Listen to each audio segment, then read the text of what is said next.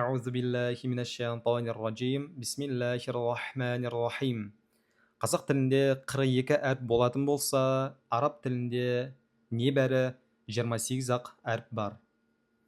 Қазақ тілінде өзіне тән басқа тілдерде жоқ әріптер сияқты, араб тілінде де өзге тілде жоқ әріптер араб тілінде бар.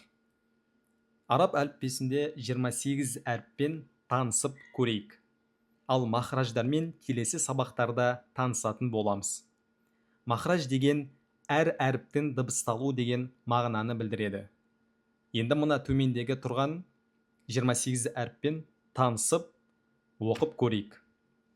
Әлиф, бә, та, са, джим, ха, ха, дәл, зәл, را زي سين شين صاد ضاد طا ظا عين غين فا قاف كاف لام ميم نون واو ها يا.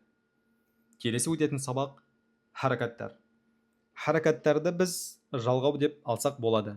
Немесе қазақ тіліндегідей дауыссыз және дыбыссыз әріптер болатын болса, сол сияқты осы 28 әріпті дауыссыз деп алсақ, ал харакаттарды дауысты дыбыс деп алсақ та болады. Енді араб тілінде харакаттар төртеу. Біріншісі фатха. Егер фатха кез келген әріптің үстіне келетін болса, ол ә деген дыбысты береді. Ал егер кәсір келетін болса, ол әріптің төменгі жағына келіп и деген дыбысты береді. Ал егер де үстінен үтір сияқты белгі келетін болса, оны домма деп атайды. Ал әріптің үстіндегі осы төртінші мысалдағыдай белгі келетін болса, оны сүкін деп атайды.